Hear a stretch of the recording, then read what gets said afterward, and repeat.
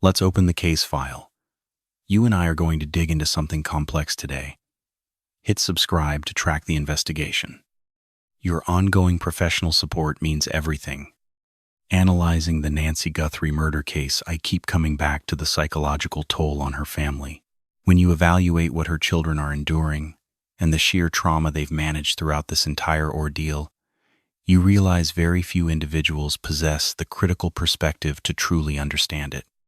We rarely examine criminal cases that reach this intense level of global media scrutiny. Cases generating this massive public focus, or ongoing investigations where surviving family members are relentlessly dragged through the mud by public opinion. A perfect parallel is the horrific JonBenét Ramsey homicide. Found murdered in 1996, her case remains one of our most notorious unsolved mysteries. I recently sat down with her father to investigate. I asked John Ramsey to evaluate the Guthrie family dynamic, simply because his first-hand experience gives him analytical insight almost no one else currently possesses. Remember the historical context. The public initially suspected him in his daughter's tragic death, forcing him to aggressively battle those severe investigative accusations for decades. During this analysis, he details the raw psychological impact of being a prime suspect. We also examine his complex law enforcement interactions. He outlines strategic guidance for the Guthrie family to manage their current crisis, drawing directly from the tactical missteps he observed during his own daughter's homicide investigation and the highly questionable police response. I want you to evaluate this evidence with me. Let's analyze my interview with John Ramsey. The psychological profile is fascinating. I have obviously studied his numerous television interviews for years. I have reviewed the true crime documentaries, but witnessing him detail the facts unfiltered, totally removed from heavily edited media sound bites, provides completely new analytical insight. As an investigator, I found this to be a highly, deeply revealing forensic exchange, and I needed to present these findings to you. John, I highly value you providing your critical perspective on the official record today. Thank you. I systematically reviewed your early media statements regarding the unfolding Guthrie investigation. We have officially crossed the 100-day threshold now, but the bulk of your public analysis was conducted right during those chaotic first weeks. Correct. You provided tactical counsel on handling that intense scrutiny alongside the Guthrie relatives. As an analyst evaluating the timeline, I am thoroughly intrigued by your perspective now that a full quarter has passed. How do you assess the current state of this case? Initially, my primary focus was strictly monitoring law enforcement procedures, noting exactly what tactical maneuvers the police executed and what they failed to do. I have acquired extensive knowledge regarding standard operating procedures for major homicide investigations. Naturally, forming a complete profile is difficult when receiving fragmented intelligence and isolated snippets. These sporadic media reports make it difficult to verify accuracy, but the data indicates something very specific. There was clearly a severe degree of jurisdictional territorialism involved. Structurally speaking, that interagency friction remains a massive systemic vulnerability across our entire nation. That precise bureaucratic bottleneck catastrophically derailed our own murder case. Local officers refused outside forensic assistance from specialized experts even when federal help was offered. We currently operate under 18,000 fractured police jurisdictions across this entire country. The smallest functional agency I have analyzed is an Ohio village of 650 residents operating with a part-time chief and a part-time detective. That constitutes their entire local department, yet they retain absolute command. A fatal homicide occurred in that exact town, and those officers explicitly refused to submit requests. They rejected outside help, dismissing the desperate demands of the grieving relatives. The family escalated the matter to the state legislature, calling this isolated protocol completely absurd. Granting absolute investigative authority to 18,000 disjointed jurisdictions on complex crimes where they completely lack the required experience, tactical skills, or forensic resources is dangerous. Departmental ego overrides protocol, driving the delusion that they can easily crack the case. We categorize it clinically as the Barney Fife syndrome. You recognize that behavioral pattern, correct? Absolutely. I track it perfectly. In his psychological profile, Barney considered himself a law enforcement prodigy, essentially a severely underqualified Wyatt Earp. He believed he possessed the tactical skills to apprehend suspects, while Andy Sheriff strategically withheld his ammunition to prevent an accidental casualty out in the field. Fundamentally, it remains a dangerous issue of professional arrogance. Based on the preliminary media intelligence and the initial crime scene reports, I detected clear traces of that exact ego driving the Guthrie case. With major felonies, protocols demand deploying maximum tactical force and elite forensic resources immediately. Upon critically evaluating the scene, I seriously doubt proper protocol occurred here. As seasoned investigators know, you and I recognize the initial 48 hours are absolutely vital for resolving any severe crime. Securing DNA is paramount, yet during our tragedy, the crime scene unit spent a mere 2 hours processing our residents before declaring, "Well, we're done. Let's examine this disaster together." The DA ordered them, "You cannot be finished at 2 hours. Get back inside. Collect DNA evidence." Collect evidence. I have consulted top-tier professionals who handle this every day, the real experts in crime scene forensics. They tell me that for a major felony, teams spend a minimum of 3 full days locking down the site for trace DNA. Now, looking at the Guthrie file, local units burned maybe 1 day before releasing the crime scene. The FBI had to step in and hit the brakes, saying, "Whoa, whoa, whoa, not so fast. You absolutely cannot be finished yet, guys." Local deputies claimed, "No DNA found." As an investigator, I know that's absurd. Biological evidence is everywhere, and modern forensic tech can always pull a profile. It might not match your prime suspect, but it's there. That remains one of the most glaring red flags in the Guthrie investigation.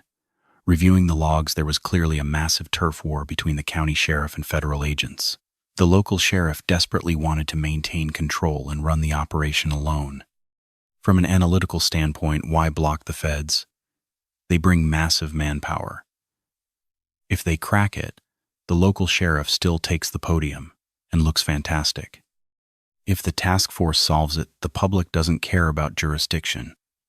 They just see the headlines and think, "The sheriff did a good job." The narrative becomes that he brought in federal resources and successfully managed the whole case. Instead of trying to play Wyatt Earp pretending to be the lone cowboy who rides into town and closes the file single-handedly. Unfortunately, reviewing criminal justice data, this exact structural flaw happens all the time. Every tiny regional department holds absolute command over their immediate grid.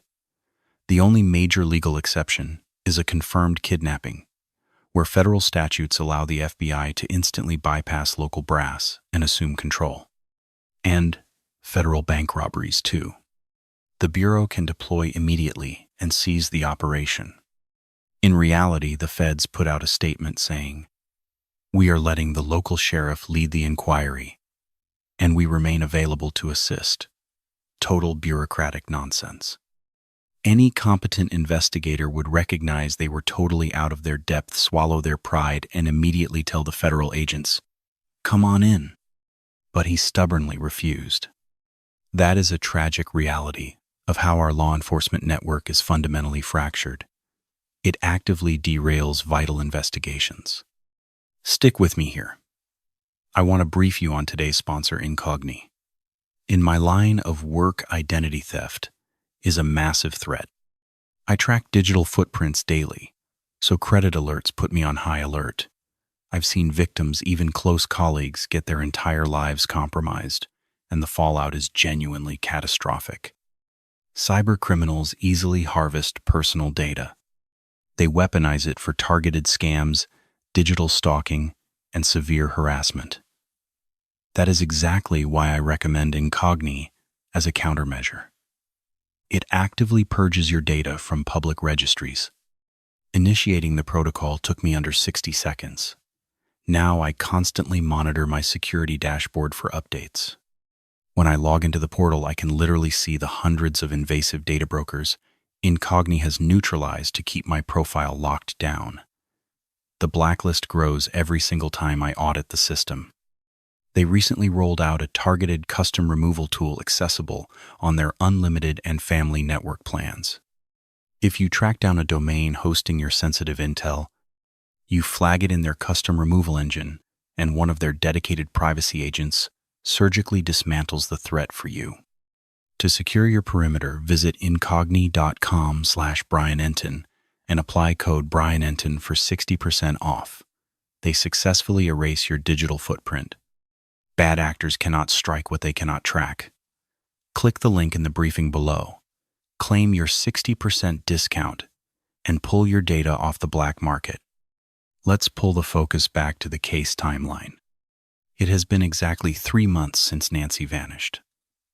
Analyzing her case inevitably draws grim parallels to the notorious JonBenét Ramsey investigation. Looking at victim psychology during these prolonged windows, you see distinct emotional phases. Families enter severe shock, processing unimaginable terror as the clock ticks. When you review the transcripts from that agonizing 3-month period, the psychological toll becomes incredibly evident.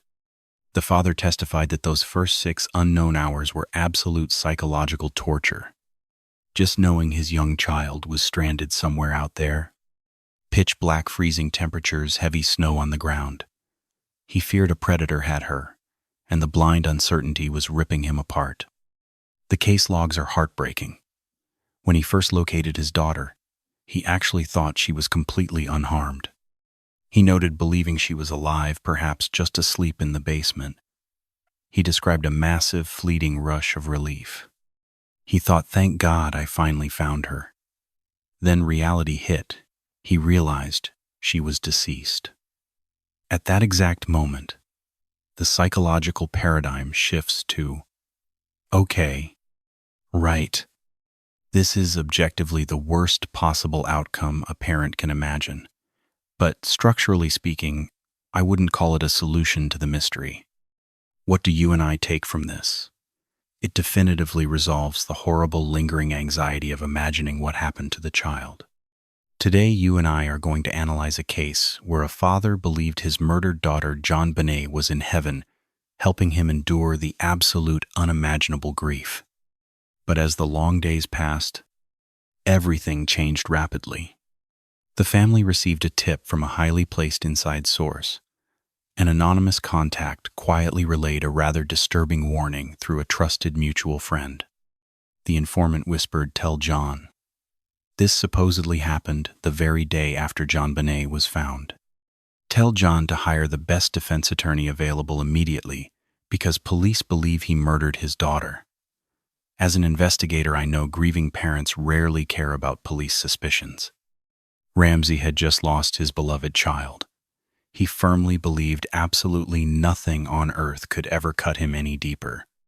He knew detectives suspected him, but he just brushed it off.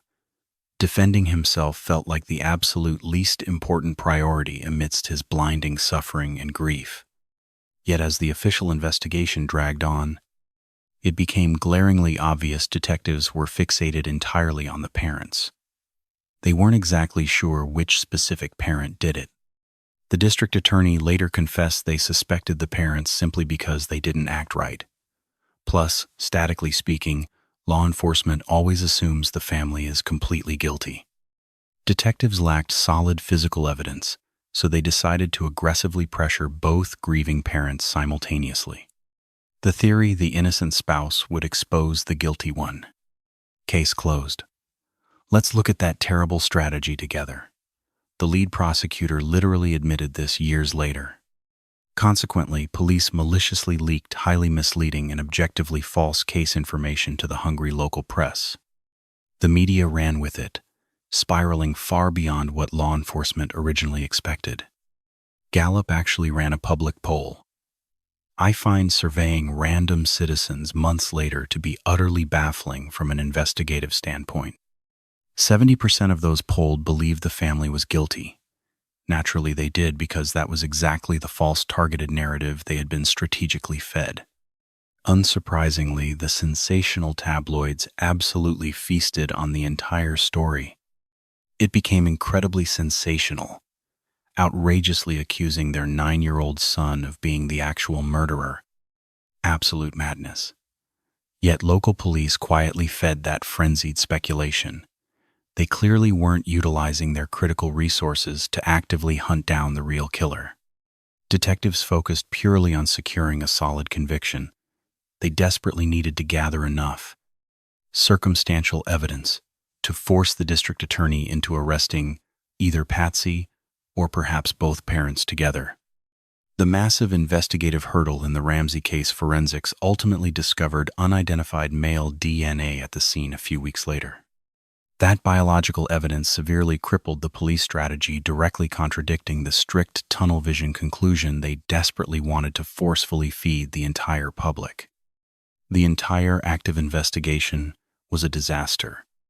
The fundamental operational tragedy here, much like the Guthrie investigation, is that highly qualified outside law enforcement agencies eagerly offered massive tactical assistance to the local department. In Boulder, that expert assistance was entirely refused. Denver offered 3 veteran homicide detectives. Shockingly, Boulder had absolutely no active homicide specialists.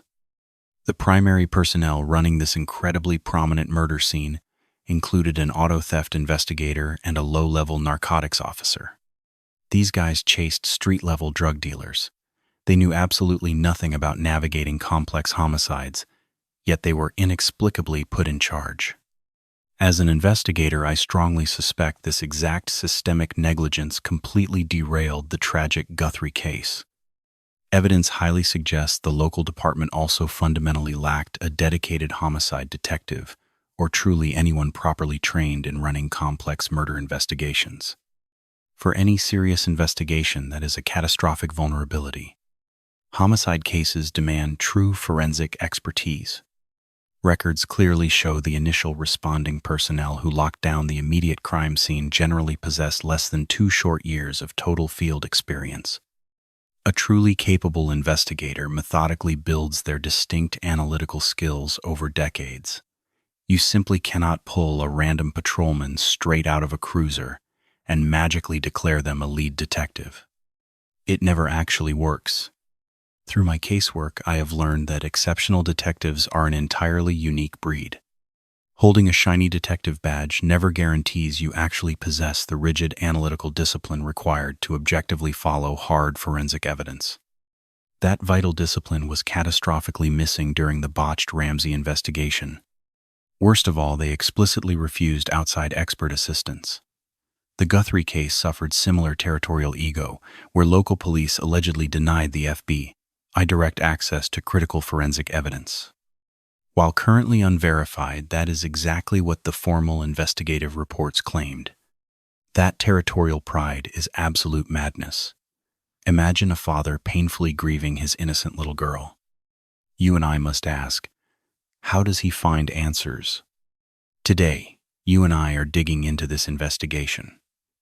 The family obviously wanted justice, but they quickly realized the Boulder police suspected someone inside the house did it. Did the parents keep communicating with detectives, or were they too nervous to speak? Looking at the case files, John insists they genuinely wanted to cooperate. The father assumed law enforcement had enough common sense to clearly see they weren't the kind of people who would murder a child. There was zero history of violence in their background. Initially, the parents had no problem talking to the authorities. But their defense attorney stepped in. They took a hardline stance against the police. If you think our clients are guilty, prove it. We are not talking. Instead, the legal team sat the family down with experienced criminal experts. Records show one retired homicide detective from Southern California joined their advisory group. At this stage, the family had returned to Boulder, supposedly to work alongside the local police. This former detective told them, "There are countless innocent people in prison today for one single reason: their attorneys actually let them sit down and talk to the police. That advice hit them hard. Meanwhile, the parents were trying to arrange for JonBenét to be buried back in Atlanta, which was their hometown. The family had lived in Georgia for years. They already owned a cemetery plot there exactly where John's oldest daughter had been laid to rest. She tragically died in a car crash just a few years earlier. So, the parents knew exactly where JonBenét needed to go. They started making logistical arrangements to transport her back for a proper funeral ceremony. The family only discovered this detail later. Boulder police actually refused to release the child's body unless the parents consented to another formal interview. This was after they had already been questioned by investigators for hours. The family was hiding out at a friend's house when officers showed up. The police demanded, "We need you to come down to the station right now." The problem? That house was completely surrounded by news cameras, and Patsy was practically in a catatonic state. John pushed back. He told them, "We cannot come to the precinct. You come inside here. We will answer your questions all day, but we are absolutely not getting dressed up to walk a media gauntlet to the station." John demanded to know why the station was necessary.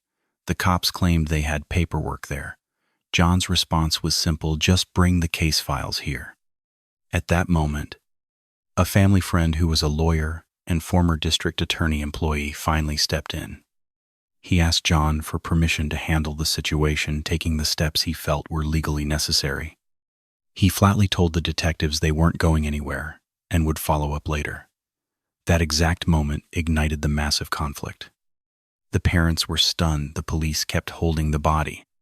The attorney friend furiously screamed at the district attorney, calling the tactic completely absurd.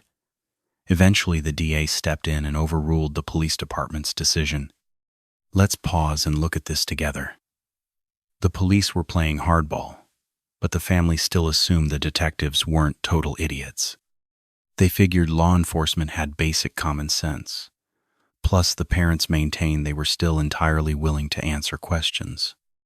In fact, they talked for hours, both that day and the next. Ultimately, the couple decided they had to trust their legal counsel. Now, in true crime cases, hiring a lawyer usually gets you instantly branded by the public as guilty. But that simply is not true. Sometimes it might be, but here the family friend brought the lawyers in. The very next day, John met his new defense attorneys, still carrying that retired detective's grim warning in the back of his mind. He kept quiet about the tip that police were aggressively targeting him. He simply accepted that retaining a criminal defense team was a necessary step. And frankly, once you hire legal representation, you really need to follow their strict advice. Because of this, the parents' direct relationship with the Boulder police completely evaporated after that point. End of story. Another crucial element happened when their new legal team formally introduced themselves to investigators. They announced they represented John and Patsy and immediately requested transcripts of the previous police interviews. You and I know that's standard procedure. Let's review the facts. Police withheld those critical files. The family pushed back, refusing any further questioning, until they secured the exact transcripts from the hours of interrogations the detectives had already conducted. But law enforcement refused to cooperate. The entire criminal investigation quickly spiraled into total chaos. The biggest red flag in this case: local detectives actively rejected outside help from seasoned experts, completely exposing their own lack of investigative experience. I strongly suspect we are seeing the exact same systemic failures mirrored in the Gotti investigation. That situation was vastly different, though. In that specific inquiry, the local sheriff actually went on record stating that no family members were considered legitimate suspects.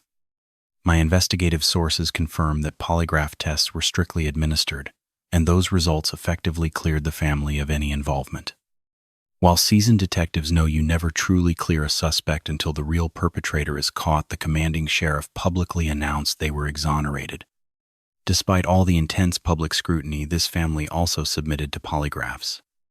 The federal examiners reviewed the data and officially determined they were being truthful. Yet investigators still refused to back off the parents. This tunnel vision persisted for another year or two after those initial interrogations. The defense counsel enforced strict silence. They barred the family from speaking to the press and completely avoided the media themselves. Their legal strategy was highly traditional. They argued that real criminal defense happens in a courtroom, not in front of a buzzing television camera. Analyzing the timeline today, was that media blackout a critical error? The defense team faced an unprecedented dilemma. The parents were essentially being prosecuted in the court of public opinion, a chaotic scenario these traditional lawyers couldn't control. The media circus operates entirely without evidentiary or procedural rules. The defense attorneys frankly admitted they lacked the specialized training for it. They were highly skilled at trying cases before a sitting judge, but advocating for clients under the glaring lens of a television camera. That was completely outside their expertise. That massive blind spot became a severe operational liability. The media narrative was rapidly turning against the family. They were prosecuted in a Wild West environment, and their lawyers lacked the skills to manage it. Exactly. The attorneys promised a ruthless courtroom defense. They vowed to absolutely destroy the prosecution's case if an indictment for the daughter's murder ever dropped, urging the grieving family not to worry. Inside the courtroom, let's examine the facts together. The physical evidence completely contradicted the reckless conclusions pushed by the local police. No grieving family should endure that gauntlet. It raises a fascinating investigative question. Does that intense public suspicion completely destroy a person? We saw similar dynamics with the Guthries, even after the sheriff officially cleared them. I have analyzed this specific investigation since day one. Zero forensic evidence implicates the family, yet a rabid group of online sleuths continues pointing fingers, stubbornly refusing to let their baseless conspiracy theories go. As an investigator, I have to wonder if that media assault broke them, or if the trauma of losing a child left the parents so profoundly numb that the public accusations didn't even register. Reviewing the original case notes today, the sheer scale of that public frenzy was absolutely insane. Yet to the grieving parents, nothing mattered. They maintained their innocence, heavily anchored by a fiercely supportive inner circle. They suffered an unimaginable tragedy. The mother, Patsy, famously stated that no public smear campaign could possibly hurt her any further. The rumors became irrelevant. Look at standard criminal profiling. If someone discovers a body in the woods and calls the police responding, detectives will immediately flag that caller as the prime suspect. They interrogate everything. Why were you exploring those woods at that specific hour? How did you find such an isolated crime scene? Only after clearing you will investigators finally expand their suspect radius. Because you placed the call, you are the prime suspect. Absolute fact. From a procedural standpoint, the family completely understood why detectives had to scrutinize them as the immediate household members. That was standard protocol. But locking onto a theory on day one, before any forensic evidence was even processed or recovered, that represents shockingly amateur and deeply flawed detective work. Now imagine this case today. This entire investigative disaster occurred years before the explosive rise of modern social media networks. Digital armies of internet vigilantes would relentlessly hunt a suspect down. Granted, the internet also builds powerful support networks for the accused, a crucial defense mechanism these specific parents never actually got to experience. You and I are going to unpack this cold case. The parents insisted they ignored the media entirely. They claimed the news simply wasn't relevant to them. Devastated by the tragic loss of their daughter, the family reportedly went to extremes. In fact, they physically removed every television from their home. They refused to let any broadcasts inside the house. Still, friends would call them up, shocked by the nightly news coverage. The family's response was always a firm refusal to listen. Let's examine the facts. Looking at the files, I never understood why the local police seemed to abandon all basic investigative common sense right away. Statistically speaking, 16% of the time a child murdered at home dies by a caregiver's hands. Forensic data backs that up completely. Yet in nearly all those domestic homicides, investigators find a documented history of abuse. Usually patrol cars have visited that residence multiple times before. The authorities know there's trouble. The local schools see it. Without that behavioral baseline, parents rarely wake up one random morning and choose to murder their own kid. As a detective, you have to look deeper at the evidence. Yes, they were the parents, and they were inside the crime scene. But what physical evidence supports such a bizarre leap? If it isn't there, investigators need to pivot. The primary suspect focus eventually shifted. It is wild how far forensic technology has evolved since JonBenét was killed back in the 90s. Just look at modern DNA profiling, or cases where detectives pull clear footage right from doorbell cameras. You and I really have to wonder how this remains an unsolved mystery today. Not just completely unresolved, but seemingly lacking any real forward momentum after decades. The trail looks entirely cold. It remains a deeply baffling homicide. I was reviewing some old press reports recently. Whether the journalists got the facts right or not is debatable. But early on, investigators formed a theory. They assumed the 84-year-old victim likely just wandered away, yet healthy seniors rarely vanish aimlessly in the dead of night. Exactly. Without a history of dementia, and with blood found at the scene, that theory collapses. Frankly, it points to incredibly sloppy detective work. When profiling the family, they often relied on specific rationalizations. A coping mechanism. The father often cited the Book of Proverbs regarding fools. He concluded that the world is full of irrational people. His strategy was to avoid them completely. Never attempt to reason with critics, and definitely avoid arguing with the mob. He felt he needed to block them out entirely to survive. To him, the armchair detectives were just absolute fools. He knew he would never successfully reason with a frenzy. He simply accepted it. Analyzing his current mindset as an octogenarian provides a fascinating look at long-term trauma survival. The man is nearing 83. Reviewing his public statements, he eventually transformed into a strong advocate for other families surviving similar true crime nightmares. What is his psychological state decades after the crime? The underlying grief must still be crushing, even though he presents a remarkably resilient facade during interviews and public speaking engagements today. He anchors himself by believing JonBenét is at peace. Years prior, his older daughter died in a fatal crash. A random traffic fatality that completely shattered his religious worldview. He admitted to questioning if a higher power even existed.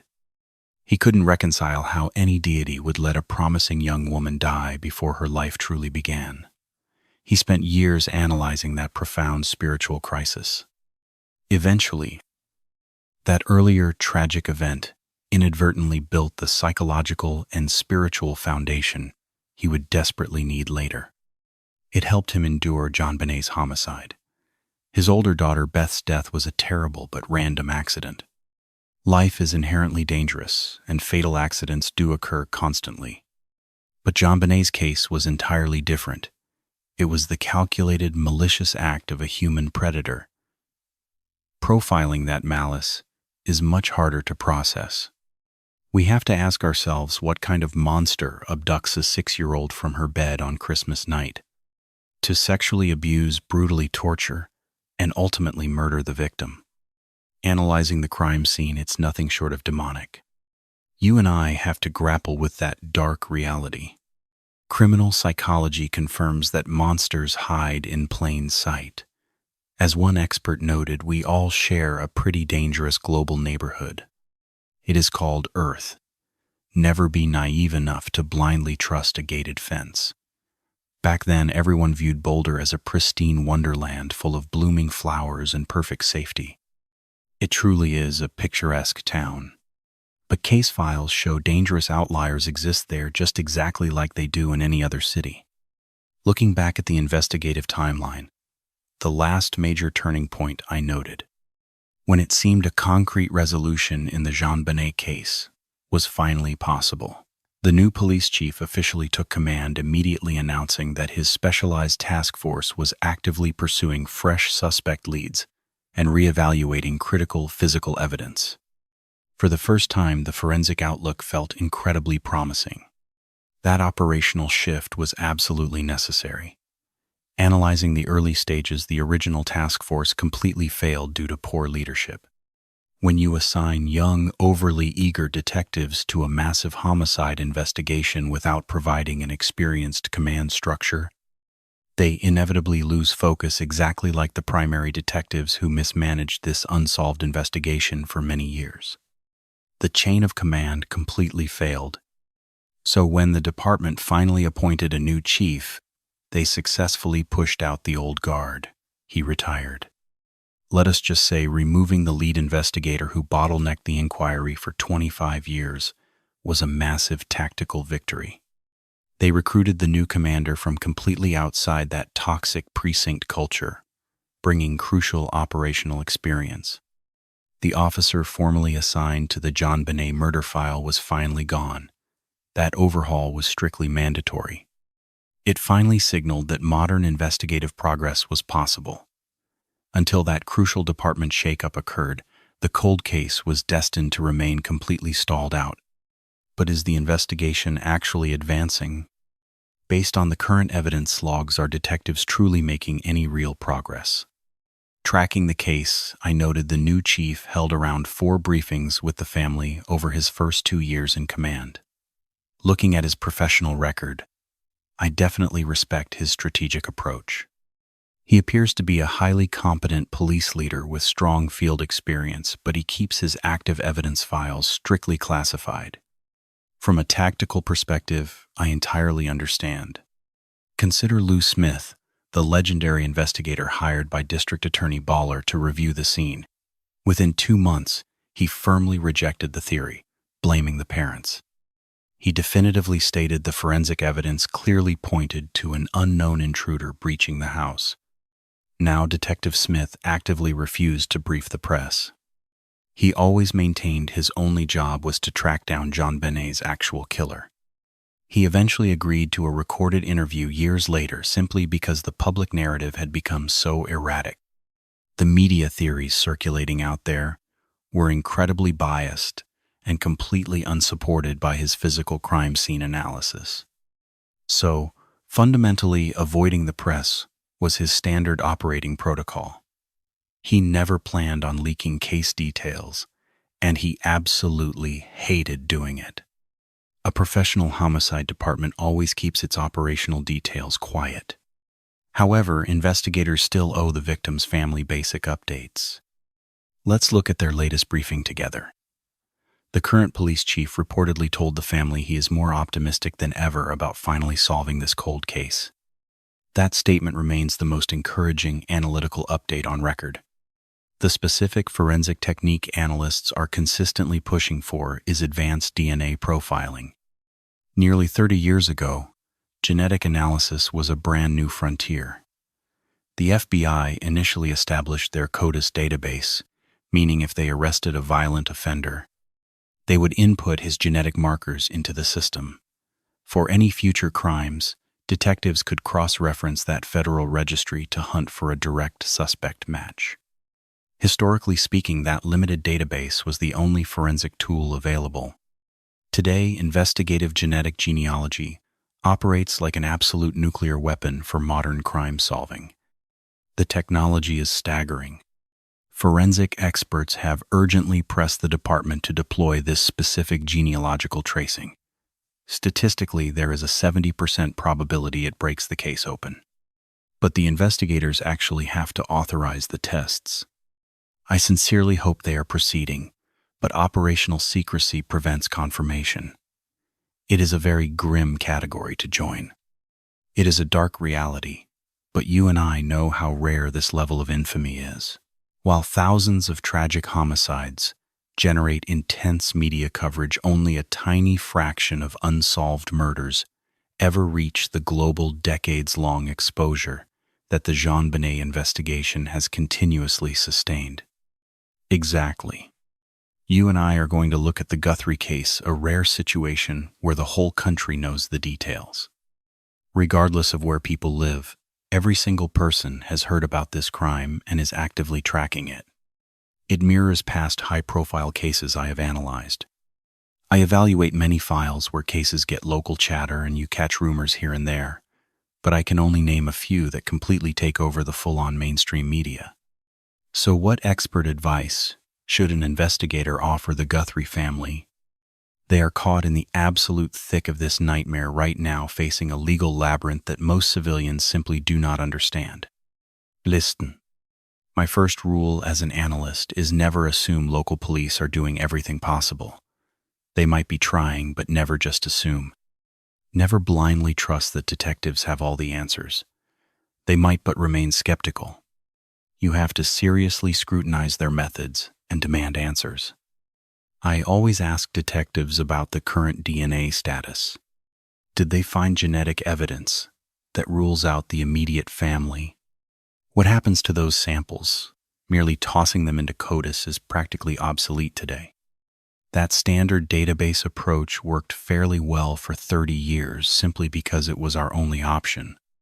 But now investigators can employ investigative genetic genealogy, map a family tree, and highly likely pinpoint the killer's exact identity. You really have to push the authorities. It operates just like being a patient in a hospital where you absolutely need a strong advocate. Exactly. You check that the entire medical staff, the nurses and doctors, do everything medically possible to protect the specific relative you are fighting for. Families must become fierce advocates inside the criminal justice system. Never assume police have unlimited focus. Even top departments operate as multi-purpose agencies. They juggle everything from routine traffic violations to complex serial murders. Nobody excels at absolutely everything.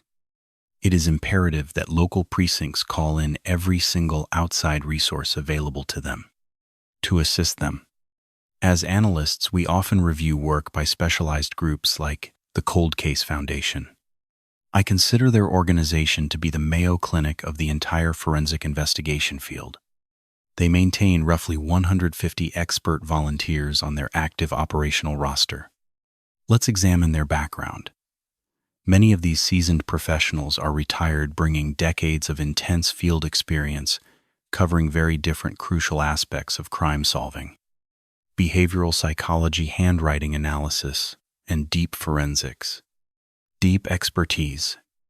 Whatever specific forensic talent a homicide case requires, they can immediately dispatch it to the scene. That provides a massive tactical advantage. These incredible resources exist because you simply cannot expect local police departments to master every single discipline. I always verify that the lead detectives are actively utilizing every single advanced resource at their disposal. Study units like the Cold Case Foundation. Seriously review their capabilities.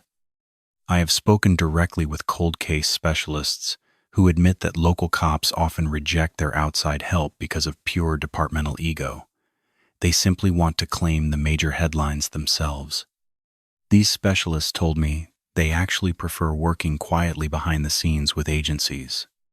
The local badge can keep the glory. Analysts do not care.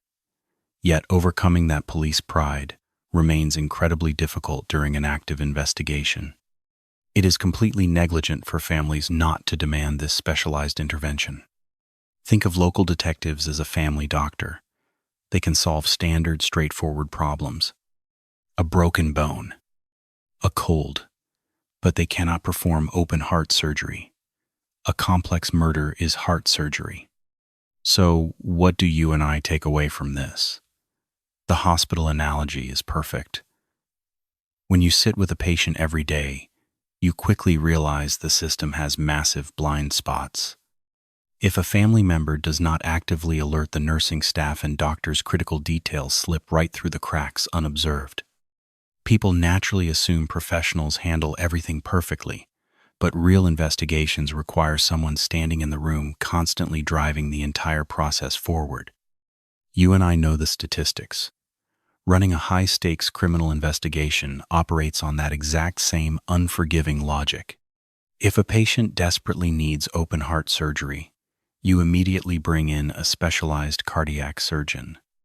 You wouldn't expect local patrol officers to possess that highly technical forensic skill set. And realistically, they simply do not. In medical practice, a general practitioner will not look at a critical bypass patient and declare, "Hey, let me grab a scalpel and try this. I want the glory." No. They immediately consult a specialist. Refusing to delegate complex analysis is a fundamental, deeply rooted structural flaw in the way our current law enforcement network is organized. We currently face 250,000 unsolved homicides nationwide. It is an appalling investigative failure. Colorado alone has 1,100, well over 1,000 cold cases. It defies logic. From an analytical standpoint, that is the most severe offense possible. You have permanently terminated another human being's life. Yet we leave forensic analysis to local rookies if the crime happens in a rural jurisdiction. Consider the victim's sister who desperately demanded outside intervention for her sibling's open case. It was a small Ohio jurisdiction where the part-time police chief stubbornly refused to request any external investigative assistance. Her conclusion was precise. Justice should not depend on your zip code. That is an undeniable fact. Yet systemically, it does. Our national framework is structured this way simply because that is how regional policing historically evolved. Look at Tombstone, Arizona, founded over 100 years ago. The historical instinct was basic. We need a tough enforcer here. Let's hire Wyatt Earp. Wyatt Earp takes control as the ultimate authority. An arrogant lone wolf never asks for tactical backup. He believes he is the law. We have 18,000 isolated agencies acting like cowboys. That territorial ego is culturally embedded. Let's evaluate the evidence together. Take the Moscow, Idaho murders. When those students were killed, my first analytical question was about the town's population size. 30,000 residents. That is a massive red flag. They cannot maintain dedicated homicide detectives. Then their local police chief stood at the podium and stated, "We are going to manage this case." As an investigator, that initially alarmed me. But he actually managed the logistics instead of playing hero. He smartly deployed 40 FBI special agents. He requested the state police network. He let experts process the scene. That tactical delegation resulted in a suspect's arrest in just 3 weeks. Yes, they integrated the FBI task force right away. They heavily used Othram Labs, easily one of the sharpest forensic DNA processing facilities nationwide. Local police struggle because state governments simply do not possess investigative genetic genealogy technology quite yet. I highly doubt even federal crime labs do yet. The science is groundbreaking, yet it is highly effective. Private genetic labs possess this technology and have cracked complex cold cases, but protocol dictates they must be officially invited. These specialized technical units are eager to assist, but a formal request is required. The bureaucracy is maddening. I value your expert insight, John. Anytime, Brian. Thank you for the detailed debrief. Examining these procedural flaws with you has been incredibly eye-opening. Of course. Thank you for following the data. I really respect John for sitting down to detail the exact systemic hurdles his team historically documented. And I want to thank all of you for following our ongoing investigation, for reviewing the evidence, and staying engaged as we continue to relentlessly track every single lead in the Nancy Guthrie cold case. I am still conducting field research from New York City. It is relentless. The environment never pauses. We are analyzing data late into the night. I will absolutely brief you all the moment we uncover any new leads. Stay vigilant out there. I will report back later.